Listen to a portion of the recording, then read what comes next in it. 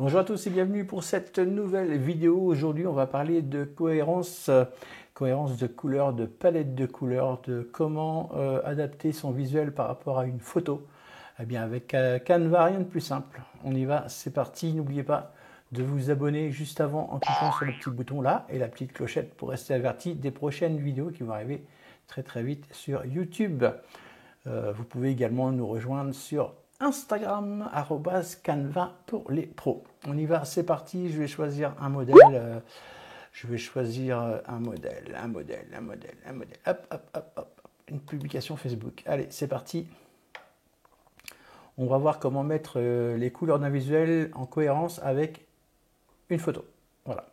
On va choisir tout de suite une photo, un modèle avec une photo. Vous allez voir tout de suite de quoi je veux parler. Parce que parfois on peut vouloir un visuel qui nous plaît, mais les couleurs ou la photo ne va pas du tout avec ce qu'on veut faire. Donc là, je vais prendre, tiens, je vais prendre ce visuel-ci par exemple. Et là, je trouve l'entourage et tout ça, toutes les couleurs sont belles, mais j'aime pas la photo. Moi, je m'occupe d'un club de fitness, je suis community manager par exemple. Donc ce que je vais faire, c'est que je vais changer la photo. Je vais en prendre une autre qui est plus en rapport avec ce que je fais. Donc je vais aller dans les photos. Je vais chercher une photo de fitness par exemple. Hop, c'est parti. Alors, vous avez vu que au départ, la vidéo, le visuel était adapté à la couleur de la photo. Là, du coup, ça va plus trop y être adapté. Je vais prendre, allons-y, cette photo-ci. Voilà. Je vais prendre celle-là. Je veux juste changer mon visuel, la photo. Donc, du coup, là, on pourrait dire que ça va encore, ça passe à peu près. Mais suivant, je vais prendre un autre exemple. Par exemple, je vais prendre celui-là. Alors, c'est pas du fitness, mais c'est peu importe. C'est juste pour vous montrer ce qu'on peut faire avec Canva très facilement. Dès qu'on change la photo, vous voyez, les couleurs ne sont plus tellement adaptées à les couleurs qui entourent la photo, pardon, ne sont plus tellement adaptées. Donc, on va cliquer ici sur le background et on va vouloir changer la couleur ici. Et qu'est-ce qu'il a fait Canva quand on a mis la photo? Il nous a sorti une palette de couleurs qui correspond aux couleurs de la photo. Voilà. Donc si vous voulez changer votre background et qui soit en cohérence avec la photo que vous avez changée, eh bien il vous suffit de prendre une couleur ici, comme ceci, ou comme cela, et vous êtes sûr que votre background il sera plus ou moins adapté aux couleurs de votre photo. Après, à vous de choisir ce que vous voulez en faire. Donc voilà, là par exemple les couleurs, c'est pareil pour le texte, vous pouvez changer votre texte avec la palette de couleurs qui correspond à la photo. Voyez-vous, voilà, on peut mettre du gris par exemple. Là, c'était un petit peu du marron. Alors, je vais mettre du noir, ça va mieux ressortir, vous voyez. Comme ceci. Là, si on veut faire ressortir un peu plus, on met du rouge. Et vous voyez que la photo en elle-même, elle va rester, voilà, c'est sympa, c'est joli. Ça reste visuellement cohérent. Et il n'y a pas besoin de se casser la tête si on n'est pas graphiste. Comme moi, je ne suis pas du tout graphiste. On peut quand même s'en tirer avec un bon petit résultat si on change la photo.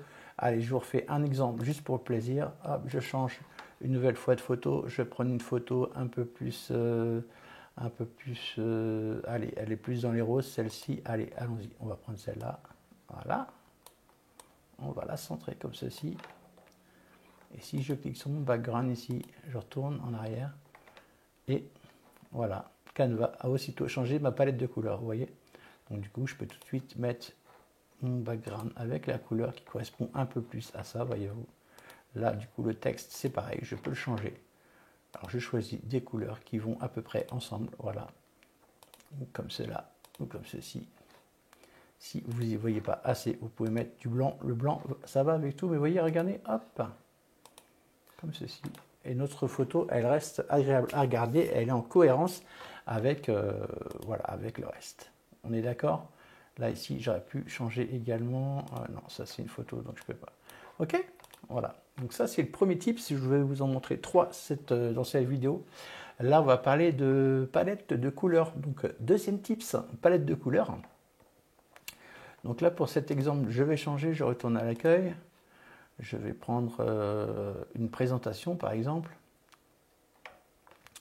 Allez, allons-y pour une présentation. C'est parti. Une petite présentation. Je me regarde parce que je ne sais pas, je n'ai pas la même couleur que d'habitude sur la vidéo. J'espère que je n'ai pas de soucis au niveau de mon enregistrement. Voilà. Ça charge. Comme d'habitude, ça met un petit peu de temps. Je n'ai pas une super connexion. Donc je vais choisir une présentation et je vais vous montrer comment, voilà, je vais juste prendre une page, je vais prendre, allez, je vais prendre celle-ci par exemple, qui a pas mal de couleurs, voilà, je vais la laisser se charger. Donc on va partir du principe, pareil, qu'on aimerait bien changer les couleurs de ça, parce que ce n'est pas tellement les couleurs que nous on utilise, ou que le community manager du club de fitness utilise, lui il utilise carrément d'autres couleurs. Donc on va cliquer sur l'onglet style ici, avec un clic gauche. Et ici on va aller dans couleurs. Qu'est-ce qui se passe dans couleurs? Vous voyez que vous avez toute une proposition de palette de couleurs. Alors il y en a vraiment beaucoup, donc il ne vous reste plus qu'à choisir une couleur au hasard. Alors là on va choisir une palette de couleurs qui va être dans les tons jaune, marron et un petit peu gris. Je fais un double clic dessus et regardez bien le design comment il va faire.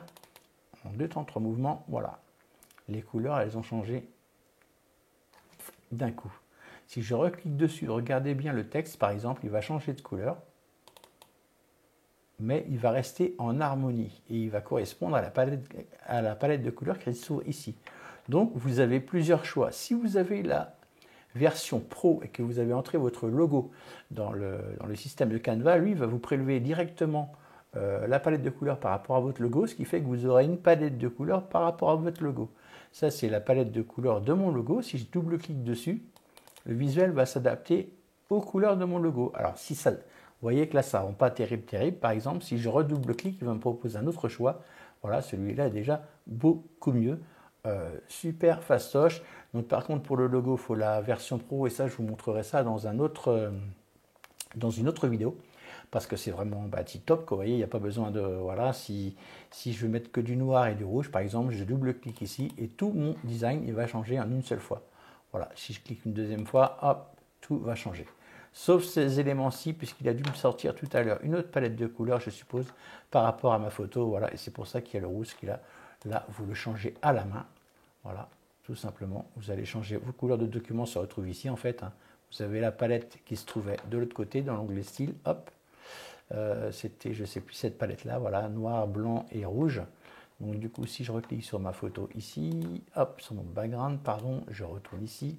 J'ai les couleurs dominante de ma photo comme d'habitude et ici j'ai ma palette de couleurs, donc du coup il me reste qu'à hop là cliquer dessus, je retourne en haut, je clique et je le change en rouge ou en blanc pour que ça aille avec le reste. Voilà, c'est les couleurs du document, donc il n'y aura pas de faute de goût, ça fera nickel.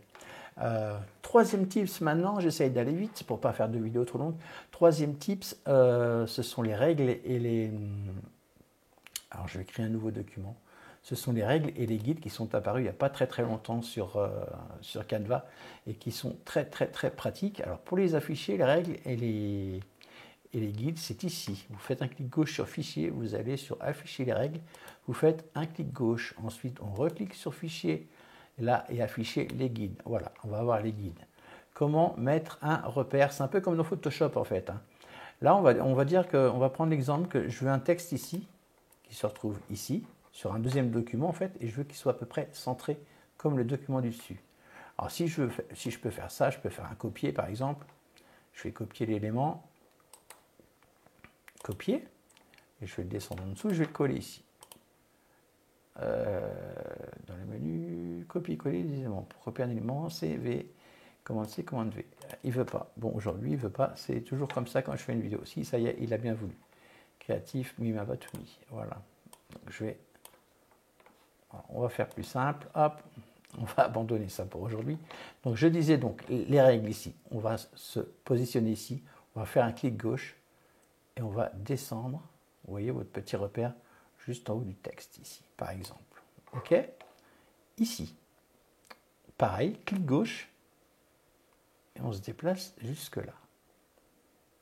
Et là en fait, ce qui va se passer, c'est qu'en dessous, on descend, hop, et on relâche. Et par magie, on a ici la même chose qu'en haut. Vous voyez? Donc si je veux prendre ce texte ici, je veux le dégrouper d'abord. C'est peut-être pour ça qu'il n'a pas voulu me le prendre tout à l'heure. Voilà, je fais un commande C pour copier. Je vais descendre en dessous, commande V, hop, pour coller. Voilà. Là, on ne le voit pas parce que c'est rouge sur rouge. Hop, voilà. Vous voyez, je l'ai copié et du coup, il sera à peu près centré, nickel, par rapport à en haut. Il va avoir le même emplacement, si vous voulez. OK? Si vous voulez refaire un démarrage, alors on va prendre par exemple celui-ci. On va le copier aussi. Commande C pour copier. Et je vais le descendre en dessous. Commande V. Hop. Vous voyez que là, si je veux qu'il soit à peu près pile poil dans la même longueur que là, je suis obligé de faire un petit peu pif comme ça. C'est pas facile. Alors que si je tire une règle ici, hop, comme ceci, voilà, quelque chose près, eh ben, vous voyez, il va descendre ici, mon repère. Je sais que si je veux être pile poil, je remonte pour vous montrer, voilà. Si je veux que mon texte il commence pile poil à cet endroit-là, qu'il soit exactement à la bonne dimension, il suffit de le mettre comme ceci et il aura exactement la même dimension. Vous avez compris? Le système des règles et des guides, c'est super pratique suivant si vous voulez placer d'autres éléments sur d'autres visuels. Voilà, vous avez compris ce que je voulais dire un petit peu. C'est lundi, j'ai un petit peu de mal aujourd'hui. N'hésitez pas à vous abonner à cette vidéo et à mettre des petits partages et tout partout, des petits commentaires. N'hésitez pas. La prochaine vidéo, ça va parler de vidéo, tout simplement. Avec Canva, on peut faire de la vidéo, on peut faire pas mal de choses, pas mal d'effets. Donc ce sera le sujet de cette prochaine vidéo. N'oublie pas de t'abonner, l'ami. Ciao, ciao, ciao, ciao.